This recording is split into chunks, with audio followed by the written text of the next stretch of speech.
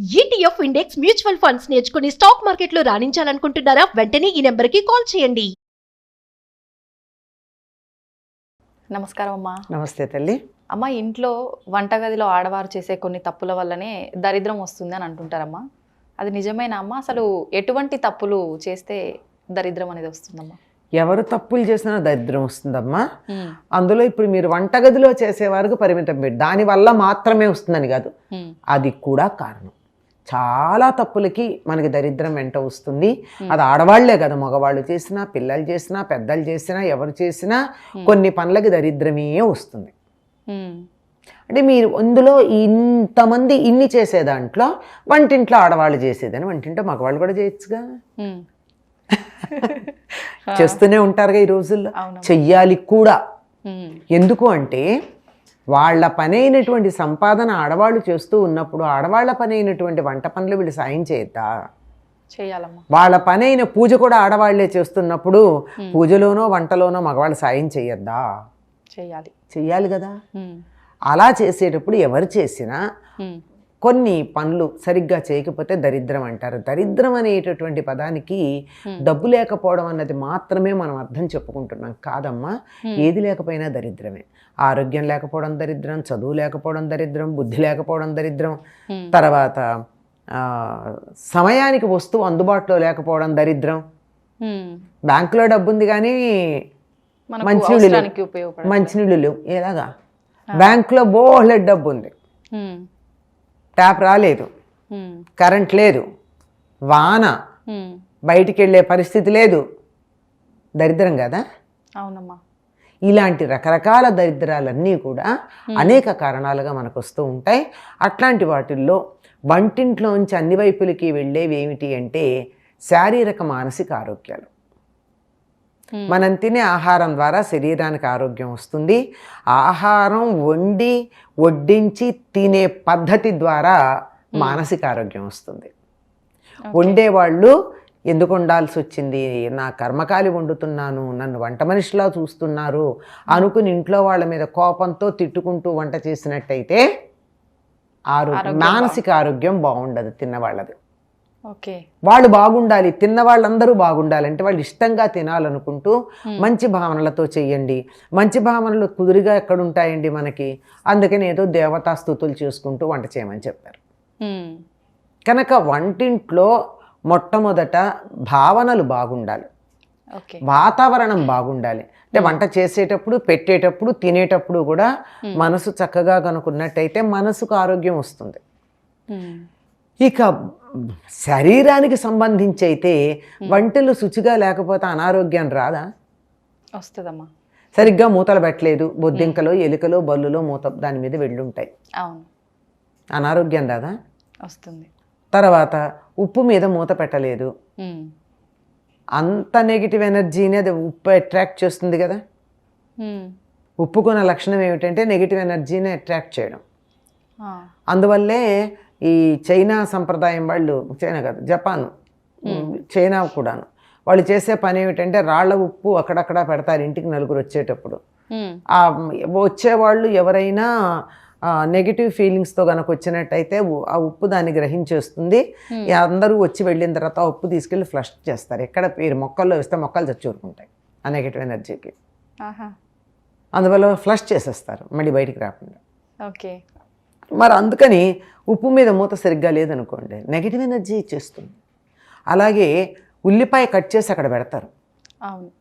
ఉల్లిపాయ కట్ చేసి పెడితే కొంచెం సేపట్లో పరిసరాల్లో ఉన్నటువంటి అన్ని రకాలైన బ్యాక్టీరియాని, వైరస్ని అట్రాక్ట్ చేస్తుంది. కట్ చేసినటువంటి ఉల్లిపాయని ఎప్పుడూ అక్కడ ఉంచకూడదు. ఒకవేళ గనక ఉంచినట్టయితే వెంటనే అని కదా, ఎప్పుడైనా సరే దాన్ని పారేయండి, కానీ పొరపాటును కూడా తినకండి. అంటే చాలా ప్రధానంగా కనపడే క్లెన్లీనెస్కి సంబంధించినటువంటి విషయాలు. అందుకే ఈ డెంగ్యూ దోమలు అవి వచ్చే సందర్భంలో కనుక ఉన్నట్టయితే వాళ్ళు ఏం చెప్తారంటే నిమ్మకాయలో ఏదో ఇది గుచ్చి లవంగం గుచ్చి పెట్టుకోమని చెప్తారు. అది ఎంతవరకు నిజమో తెలియదు, కానీ కొన్ని వైరస్లు రాకుండా ఉండాలి అంటే ఉల్లిపాయ కట్ చేసి అక్కడ పెట్టమంటారు. రావు. ఎందుకంటే మొత్తం అంతా ఉల్లిపాయ లాగేసుకుంటుంది. దాన్ని మనం తిన్నామనుకో, మన లోపలికి ఎడుతుంది కదా. చేస్తే అవునమ్మా. అంచేత ఇట్లాంటి పనులు ఏవైతే ఉన్నాయో చెయ్యకూడదు అనుకుని పెద్దలు చాలా చెప్పారు. వాటికి శాస్త్రీయంగా ఈ మధ్య కాలంలో వాటిని పరిశోధన చేసి దీనివల్ల ఇది ఉందని చెప్తున్నారు. మధ్యకాలంలో తెలీదు, పెద్దలు చెప్పారు, మొండిగా చెప్పారు, వాళ్ళు ఏదో మూర్ఖంగా చెప్పారు, చాదస్తంగా చెప్పారు, మనం దాన్ని ఫాలో అవ్వక్కర్లేదు అనుకునే వాళ్ళు కనపడుతున్నారు. కానీ దాని వెనకాల ఏదో ఒక రకమైనటువంటి శాస్త్రం ఉంటుందేమో ఆలోచిద్దామని కూడా లేకుండా ఉంది. అటువంటి పనులు చేయకూడదు. మొట్టమొదట బాగా గుర్తుంచుకోవాల్సింది వంటిల్లు. పొయ్యి అంటే ఈ రోజుల్లో స్టవ్ అయింది. స్టవ్, వంటిల్లు అంటే సరిపోటాలి. ఈ మధ్య గట్టు ఒకటి ఉంటుంది, అంటే కూర్చుని వంట చేయట్లేదు కదా మనం, అంచేత గట్టు ఒకటి ఉంటుంది.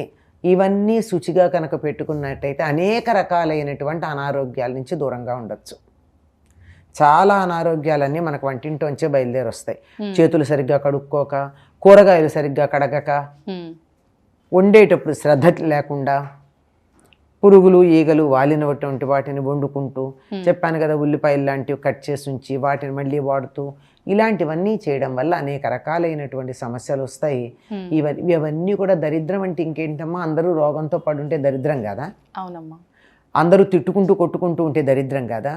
ఇలాంటి దరిద్రాలన్నీ వస్తాయి. అందుకని ఇంత లోతుగా ఆలోచించలేరు గనక అనారోగ్యం వస్తుంది. ఇవన్నీ చెప్తే మన బుర్రకి ఎక్కదు. నేను చాలా స్ట్రాంగ్, ఎవరికి వాళ్ళు ఐఎమ్ ద మెహదీ కదా, ఎవరికి నాకేమీ రాదనేటటువంటి నమ్మకం ఉంటుంది. అందుకని దరిద్రం అని ఒక మాట చెప్తే శుచిగా ఉంటారు అని అక్కడ ఉద్దేశం. అంతే.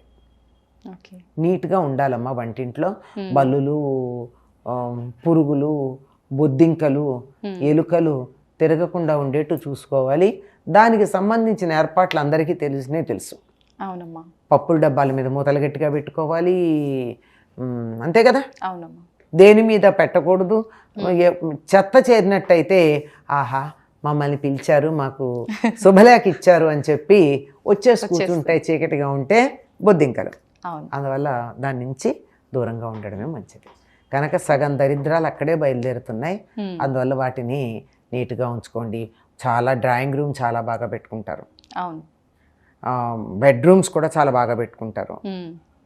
అసలు కథంతా పెడుతుంది అక్కడ కిచెన్లో, బ్యాక్ యార్డ్ చూడండి, మనిషి యొక్క వ్యక్తిత్వం తెలుస్తుంది అని చెప్తారు. అలాగే కిచెన్ చూడండి తెలుస్తుందని. అలాగే ఇంకోటి కూడా చెప్తారు, టాయిలెట్స్ చూడండి అని. అవి ఎంత నీట్గా ఉన్నాయని దాన్ని బట్టి ఆ ఇంట్లో వాళ్ళ యొక్క హైజీన్ ఏమిటో మనకు అర్థమవుతూ ఉంటుంది. అందువల్ల వంటిల్లు నీట్గా ఉంటేనే ఆరోగ్యం, లేకపోతే బాగుండదు. అయితే ఇటువంటి చిన్న చిన్న జాగ్రత్తలు పాటిస్తే ఖచ్చితంగా మనం ఈ సమస్యల నుంచి కొంతవరకు చాలా వరకు అమ్మా. ఎప్పుడైతే బూజులు ఉండవో దోమలు ఉండవు, దోమలు ఉండకపోతే బల్లులు ఉండవు. అవును. బల్లులు పోగొట్టుకోవడానికి మార్గం ఏవేవో చెప్తారు, అవన్నీ వేరే, అవన్నీ చెయ్యండి కాదంటల్లా. అసలు బల్లి ఇంట్లో ఎందుకు వస్తుంది ఆలోచించండి.